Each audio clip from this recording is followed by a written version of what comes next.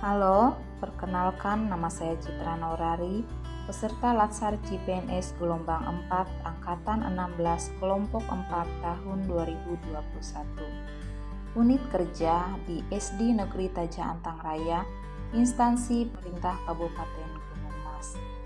Peran saya di sini yaitu sebagai ketua kelompok dari tugas ASN beraneka. Sebelum masuk ke pokok pembahasan, saya akan memperkenalkan rekan-rekan kelompok saya, yaitu ada Ibu Lilis Rianti, Ibu Mira Kurina, Ibu Rustina Ferawati, dan Bapak Yopi Y. Kamis. Baiklah, kita masuk pada pokok pembahasan ASN beraneka. Apa itu aneka? Aneka adalah singkatan dari akuntabilitas, nasionalisme, etika publik, komitmen mutu, dan anti korupsi. Baiklah, kita akan mulai pembahasan yang pertama, yaitu akuntabilitas.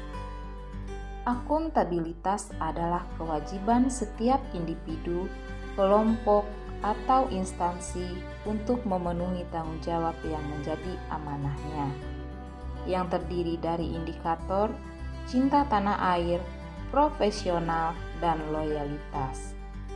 Karena di sini saya sebagai seorang guru, maka saya akan berikan contoh penerapannya di lingkungan kerja guru. Guru yang akuntabel adalah guru yang sungguh-sungguh mengerahkan segenap jiwa dan raganya untuk menjalankan fungsi dan tanggung jawabnya, bukan hanya mengajar, tetapi juga mendidik. Untuk nilai-nilai aneka yang selanjutnya akan dijelaskan oleh rekan-rekan saya. Saya persilahkan. Nama saya Lilis Riati, peserta Latsar CPNS tahun 2021, gelombang 4, angkatan 16, kelompok 4 dari pemerintah Kabupaten Gunung Mas. Pada podcast kali ini, saya akan menjelaskan tentang nilai-nilai aneka, yaitu nasionalisme.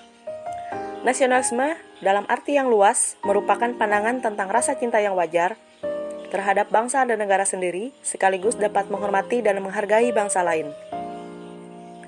Nasionalisme pada hakikatnya adalah untuk kepentingan dan kesejahteraan bersama, karena nasionalisme menentang segala bentuk penindasan terhadap pihak lain, baik orang per orang, kelompok per kelompok, dalam bermasyarakat maupun suatu bangsa. Cara menumbuhkan nilai nasionalisme yaitu dengan menanamkan dan mengamalkan nilai Pancasila dalam kegiatan sehari-hari kita sebagai aparatur sipil negara. Penerapan sila pertama, ketuhanan yang Maha Esa, implementasinya di lingkungan tempat kita bertugas yaitu berdoa sesuai agama dan kepercayaan kita masing-masing sebelum memulai kegiatan sebagai bentuk kepercayaan dan ketakwaan kita kepada Tuhan yang Maha Esa. Kemudian, kita juga bisa saling menghormati kebebasan dalam menjalankan ibadah. Penerapan sila kedua, kemanusiaan yang adil dan beradab. Implementasinya dengan cara bersikap sopan dan ramah kepada peserta didik, menjenguk ketika peserta didik dalam keadaan sakit, dan memberikan dukungan, bantuan, serta semangat ketika rekan sekerja maupun peserta didik mendapat musibah. Penerapan sila ketiga, Persatuan Indonesia. Implementasinya adalah menumbuhkan rasa cinta, persatuan, dan kesatuan dengan cara menyanyikan lagu Indonesia Raya pada acara resmi. Kemudian bisa juga dilakukan dengan memperkenalkan bahasa, tarian, suku, dan adat yang ada di Indonesia kepada peserta didik. Penerapan sila keempat, kerakyatan yang dipimpin oleh hikmat kebijaksanaan dalam permusyawaratan perwakilan. Implementasinya adalah melakukan musyawarah dalam mengambil keputusan yang dibuat, misalnya dalam pemilihan ketua kelas. Penerapan nilai sila yang kelima, keadilan sosial bagi seluruh rakyat Indonesia. Implementasinya adalah datang tepat waktu, mau bekerja keras, bersikap adil, dan saling tolong-menolong sesama warga di sekolah. Aparatur sipil negara yang mampu mengaktualisasikan nilai-nilai nasionalisme dalam menjalankan profesinya diharapkan akan mampu menjadi aparatur sipil negara yang profesional di lingkungannya bekerja. Halo, perkenalkan nama saya Mira Kurina, peserta Latsar CPNS tahun 2021, golongan 3, angkatan 2, kelompok 4, unit kerja SDN Samui, instansi pemerintah Kabupaten Gunung Mas. Pada kesempatan ini, saya akan menyampaikan tentang aneka yang ketiga, yaitu etika publik. Etika publik adalah refleksi tentang standar atau norma yang menentukan baik atau buruk, benar atau salah, perilaku, tindakan, dan keputusan untuk mengarahkan kebijakan publik dalam rangka menjalankan tanggung jawab pelayanan publik. Integritas publik menuntut para pemimpin dan pejabat publik untuk memiliki komitmen moral dengan mempertimbangkan antara penilaian kelembagaan, dimensi-dimensi pribadi, dan kebijaksanaan di dalam pelayanan publik. Kode etik PNS diatur dalam Peraturan Pemerintah Nomor 42 Tahun 2004. Menurut Pasal 1 Ayat 2 Peraturan Pemerintah tersebut, Kode etik pegawai negeri sipil adalah pedoman sikap, tingkah laku, dan perbuatan pegawai negeri sipil dalam melaksanakan tugasnya dan pergaulan hidup sehari-hari. Kode etik PNS wajib dilaksanakan oleh seluruh PNS di Indonesia. Berdasarkan Undang-Undang ASN, Pasal 5 ada 12 kode etik dan perilaku ASN, meliputi 1. Melaksanakan tugasnya secara jujur, bertanggung jawab, dan berintegritas tinggi. 2. Melaksanakan tugasnya secara cermat dan disiplin. 3. Melaksanakan tugas sesuai dengan peraturan perundang-undangan yang berlaku. 4. Melayani dengan sikap hormat, sopan, dan tanpa tekanan. 5. Melaksanakan tugas sesuai dengan perintah atasan sejauh tidak bertentangan dengan peraturan perundang-undangan dan etika pemerintahan. 6. Menjaga kerahasiaan yang menyangkut kebijakan negara. 7. Menggunakan kekayaan dan barang milik negara secara bertanggung jawab, efektif, dan efisien. 8. Menjaga agar tidak terjadi konflik kepentingan dalam melaksanakan tugasnya. 9. Memberikan informasi secara benar dan tidak menyesatkan kepada pihak lain yang memerlukan informasi terkait kepentingan kedinasan. 10. Tidak menyalahgunakan informasi intern negara, tugas, status, kekuasaan, dan jabatannya untuk mendapat atau mencari keuntungan atau manfaat bagi diri sendiri atau untuk orang lain. 11. Memegang teguh nilai dasar ASN dan selalu menjaga reputasi dan integritas ASN. 12. Melaksanakan ketentuan peraturan perundang-undangan mengenai kedisiplinan pegawai ASN. Nah, salah satu kode etik ASN yaitu ketika menjadi tenaga kependidikan di sekolah, bahwa guru adalah orang yang berwenang dan bertanggung jawab terhadap pendidikan murid-muridnya, baik secara individual maupun klasikal, baik di sekolah maupun di luar sekolah.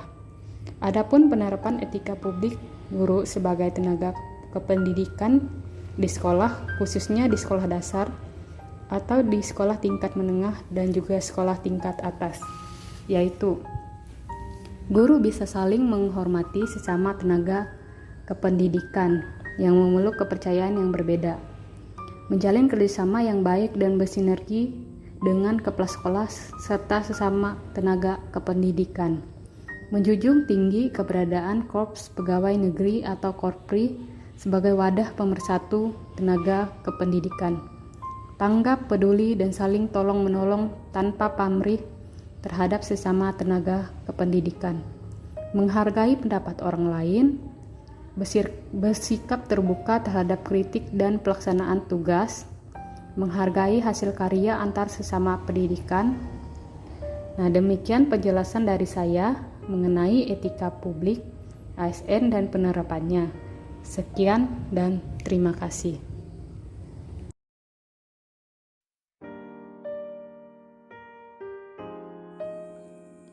Salam sejahtera, saya Rustina Perawati, peserta Latsar CPNS tahun 2021. Gelombang 4 Angkatan 16 Kelompok 4 Instansi Pemerintah Kabupaten Gunung Mas. Di podcast kali ini, saya akan menjelaskan nilai-nilai aneka Salah satunya adalah komitmen mutu. Komitmen mutu merupakan pelaksanaan pelayanan publik dengan berorientasi pada kualitas hasil yang dipersepsikan oleh individu terhadap produk atau jasa berupa ukuran baik atau buruk.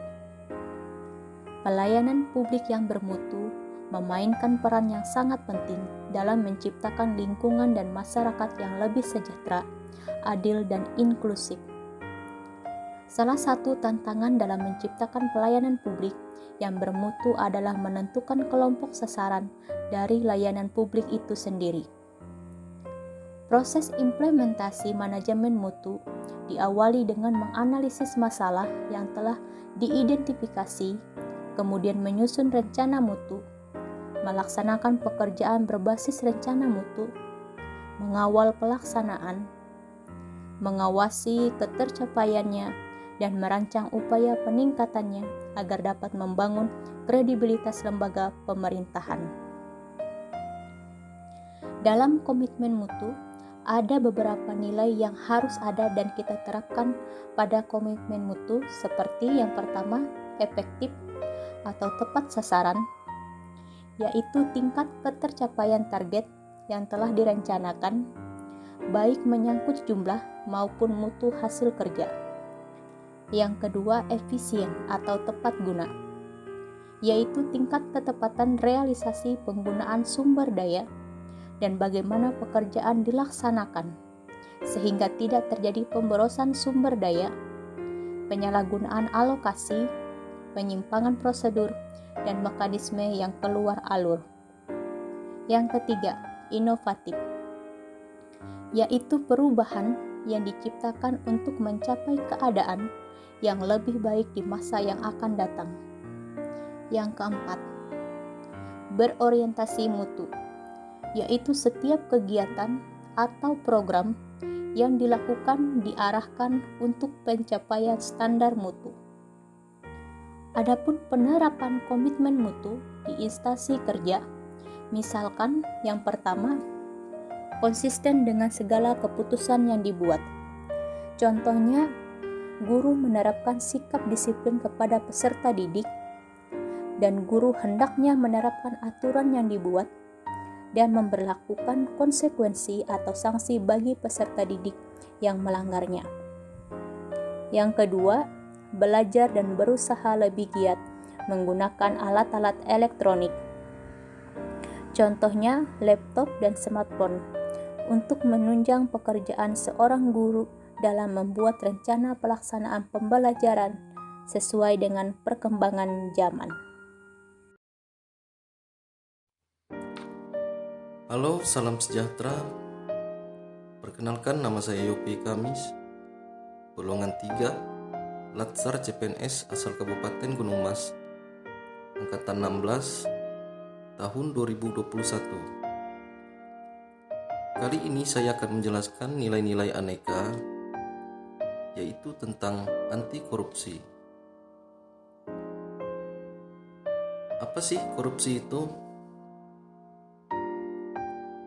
Korupsi adalah tindakan yang melanggar norma-norma hukum, baik yang tertulis maupun tidak tertulis, yang berakibat rusaknya tatanan hukum, politik, administrasi, manajemen, sosial, dan budaya, serta berakibat juga terhadap terampasnya hak-hak rakyat yang semestinya didapat. Faktor-faktor penyebab korupsi yaitu yang pertama, faktor internal. Korupsi yang datang dari diri pribadi terdiri dari aspek moral. Misalnya, lemahnya keimanan, kejujuran, dan rasa malu. Aspek sikap atau perilaku, misalnya pola hidup yang konsumtif. Aspek sosial, seperti keluarga yang mendorong seseorang untuk berperilaku korupsi. Yang kedua, yaitu faktor eksternal.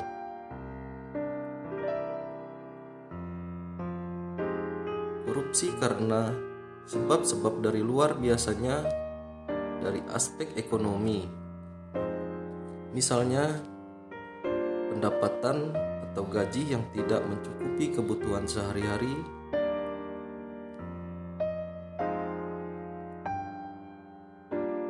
dan sebagai ASN kita harus menegakkan gerakan anti korupsi dengan didukung dari kesadaran diri, baik dari pikiran, emosi, ucapan, dan tindakan. Aspek-aspek tersebut disebut dengan integritas. Dengan membangun integritas yang tinggi, maka akan melahirkan gerakan anti korupsi yang memiliki nilai-nilai dasar, di antaranya jujur, peduli, mandiri, disiplin, bertanggung jawab, kerja keras, dan adil. Jika nilai-nilai tersebut diimplementasikan, maka akan terwujud Indonesia anti korupsi. Jadi dapat disimpulkan bahwa anti korupsi itu adalah usaha yang dilakukan untuk mencegah terjadinya korupsi. Berikut penerapan nilai-nilai dasar anti korupsi yang sering saya lakukan di unit organisasi tempat saya bekerja atau di sekolah, yaitu yang pertama, penggunaan seragam lengkap dengan atributnya dan digunakan sesuai dengan hari yang sudah ditentukan merupakan penerapan nilai anti korupsi, yaitu disiplin. Yang kedua, PNS tidak melakukan manipulasi absen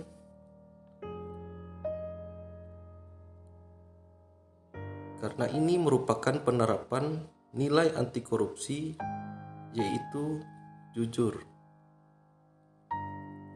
Yang ketiga, menyelesaikan dengan segera tugas-tugas yang sifatnya mendesak merupakan penerapan nilai kerja keras. Dan berikutnya yang keempat, pembayaran tunjangan penghasilan berdasarkan kinerja merupakan penilaian atau penerapan nilai anti korupsi, yaitu adil karena mengacu pada kinerja PNS yang bersangkutan. Yang terakhir yaitu yang kelima, yaitu nilai disiplin. Nilai disiplin yang diterapkan terkait anti korupsi adalah bersedia menerima sanksi pemotongan tunjangan kinerja apabila datang terlambat, akan menjadi efek jera dan meningkatkan kedisiplinan di kemudian hari. Demikianlah pemaparan singkat mengenai penerapan nilai-nilai dasar anti korupsi di unit sekolah tempat saya bekerja. Dan terima kasih. Salam Latsar.